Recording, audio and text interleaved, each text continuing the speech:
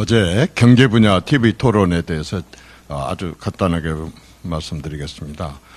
이재명 후보에 대한 국민의 불안 지수, 걱정 지수, 공포 지수만 더 높여줬다. 저는 이렇게 봤습니다. 경제 전반이 위기다. 서민 경제가 어렵다. 이재명 후보도 이렇게 올바른 진단을 했음에도 불구하고 처방은 그릇된 처방이었습니다. 올바른 진단에 그릇된 처방들이 나왔습니다.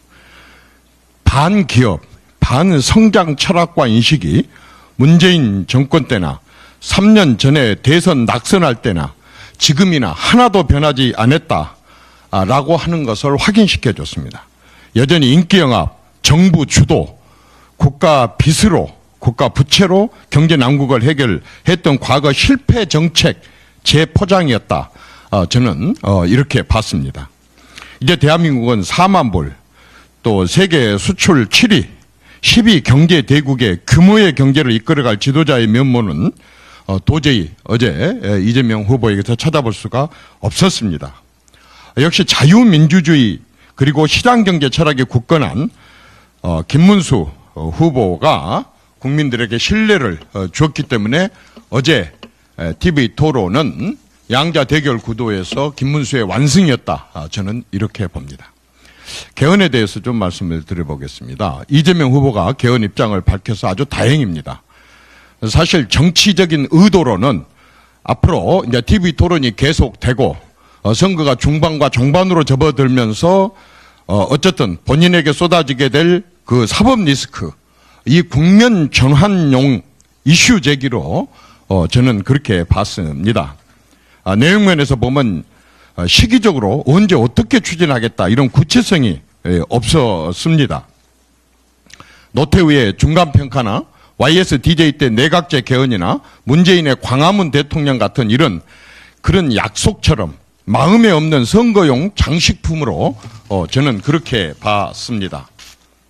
사실 이재명 후보가 개헌에 대해서 말하려고 한다면 그 개헌에 말하기 전에 먼저 당을 사당화시킨 책임, 민주당 내 민주주의를 훼손시킨 책임, 검찰과의 전쟁 명분으로 정치를 마비시킨 데 대한 사과부터 했어야 개헌을 말할 자격이 생기는 겁니다. 자기 당도 개혁하지 못하는 사람이 국가 개헌을 말할 수 있겠는가라고 하는 생각이 듭니다. 그럼에도 불구하고 어제 개헌을 얘기해 줌으로 인해 가지고 그동안에 준비하고 있던 김문수 후보가 기다렸다는 듯이 이제 개헌을 본격적인 선거 중반의 아젠다로 제대로 이제 내세울 겁니다. 지금까지는 우리 정치권이 주로 과거에 대한 사건에 대한 얘기였다고 한다면 이제 대한민국의 미래에 대한 얘기를 개헌을 통해서 할 거로 이렇게 보여집니다. 어저께 그 임기 단축 대통령제 4년 중임 안을 발표를 함으로 인해 가지고 한덕수 전 총리나 정대철 헌정회장을 포함한 헌정회원들, 이낙연, 손학규 이런 전 대표님들을 포함한 개헌 찬성 이 국민들이 상당히 성원과 지지가 기대되므로 인해 가지고 자연스럽게 개헌 연대의 빅텐트가 쳐질 것으로 예상을 합니다. 요즘에 민주당에 한 명씩 들어가는 그런 식의 어떤 말하자면 뭐라고 하죠? 우리는 그걸 지금 아까 이렇게 거대한 개헌을 통해서 개헌 연대를 통해서 거대한 빅텐트를 치려고 하는데 그쪽은 거의 한 명씩 유권자 4,300만 명 중에 한 명이라고 하는 것은 거의 비닐우산 수준이고 우리는 빅텐트가 될 것으로 보입니다. 임기 단축 개헌 협약을 거절하는 후보는 60 헌법 수호 세력으로 간주할 수밖에 없습니다. 지금 이제 우리가 하나로 뭉쳐서 거의 나라 국자, 악할 악자, 국악 후보를 꼭 이겨야 되겠습니다.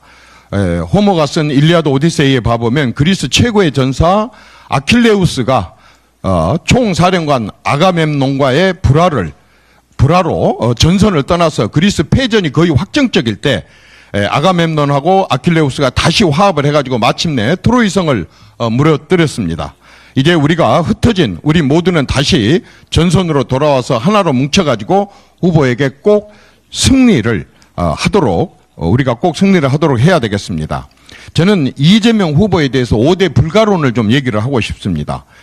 하나는 법 위에 서는 사람, 두 번째는 도덕성이 일반 국민보다 아래인 사람, 세 번째는 어디가 진실인지 구분이 안 되는 사람, 네 번째는 혈세, 즉 돈으로 국민을 속이는 사람, 다섯 번째 민주를 말하면서 반민주적인 사람, 서민을 위한다면서 서민의 삶을 가장 힘들게 하는 세력, 경제를 살린다면서 기업인들이 기업하기 싫은 나라를 만드는 그러한 정당이 대통령이 되거나 대통령을 배출해서는 안 되기 때문에 저는 5대 불가론을 얘기를 하고 싶고, 그래서 우리는 이번 대선에서 바로 이렇게 위험한 세력들에게 파멸적인 패배를 안겨주어야 된다고 생각합니다.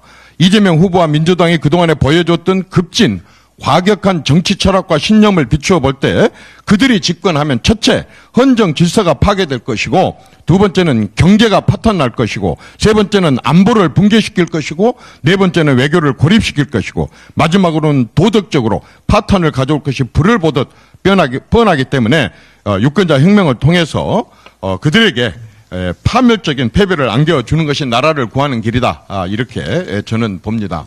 말씀이 길었는데 한 가지만 좀 더 말씀 올리겠습니다. 사실 2017년부터 지금까지 8년 동안 대선 주자, 사실상의 말하자면 대권 주자로서 주목을 받아왔었던 후보와 지난 12일 후보가 확정돼 갖고 오늘로서 이제 8일 된 이 후보와의 지지율 격차는 저는 아주 자연스러운 것다고 봅니다. 그런데 선거운동 3지 중에서 지난 일주 동안 사실상 그동안에 좀 어려웠었던 내부 화합과 그다음에 여러 가지 그 정리해야 될 부분들이 정리가 됐기 때문에 지난 일주일 동안은 진짜 후보된 지 8일 된 이 후보가 내부 화합과 정리 기간을 일주일 동안 가졌었습니다. 그렇기 때문에 우리 후보 주도나 후보 위주의 그런 선거 구도가 형성될 수 없었습니다만은 이제 이런 부분들이 정리가 되었기 때문에 이번 주 중반 그리고 다음 주 종반, 이번 주 중반에 이제 어저께 TV 토론을 기점으로 해 가지고 그렇게 해서 이제 완전히 양자 대결 구도가 되고, 양자 구도가 되면 지금까지 모든 선거가 그랬듯이 보수와 진보, 진보와 보수의 진영 대결로 간다면은 이번 주 중으로 40%대에 안정적으로 김문수 후보가 진출할 것이고, 주말에나 다음 주 초에 가면은 이제 늘 그래 왔듯이 45대 45 구도로 형성이 되고, 그리고 이제 그 마지막 주 중반에 정도 가면 49대 49 나머지 2%를 놓고 경쟁하는 그런 말하자면 자연스럽고 당연한 양자 대결 구도로 형성되는 이런 구도가 형성될 것으로 저는 봅니다. 그러면서 자연히 미래를 꿈꾸는 미래 세대들이라든가 또 기업, 경제가 살기를 바라는 기업인들, 소상공인들, 경제인들, 그리고 개헌을 바라는 간절한 개헌 연대 세력들, 국가 대개조가 되기를 바라는 세력들, 유형, 무형의 연대가 이런 사람들 중심으로 해가지고 이번 주 내내 형성이 된다고 한다면 완벽한 양자 대결 구도로 가면서 이제 후보에 대한 어느 후보가 정말로 진실되고 거짓이 없고 그리고 깨끗하고 공정하게 나라를 이끌어 갈 것인가라고 하는 후보에 대한 검증들이 새롭게 유권자들 사이에서 일어날 것이고, 뿐만 아니라 이제 아까 말했지만은 4만 불 국민들, 3040, 2030 MZ 세대들, 또 SNS라고 하는 요즘에 새로운 선거에 여러 가지 그 커뮤니케이션 수단 이런 걸 통해서 정보가 확산되고 교환을 하게 된다고 한다면 우리 후보의 우위가 제대로 드러나기 시작하면서 결국에 가서는 벼랑 끝에 있는 나라를 다시 구하게 되는 그런 선거 결과가 나올 것으로 보여집니다. 이제 이번 주와 다음 주는 우리 김문수 후보와 우리 국민의힘은 그야말로 부산을 향해서, 광주를 향해서 달리는 KTX처럼 주변에 이제는 어떤 잡음, 어떤 소음이 들리더라도 그건 다 무시하고 이제 목표 지점을 향해서 달려나갈 것이고 이제 제대로 된 양자대교 구도를 통한 이제 그 어떤 승기를 잡는 중반, 종반이 저는 되리라고 분석을 합니다. 감사합니다. 네, 다음 윤재옥 총괄선대본부장입니다. 한 말씀 해주시죠.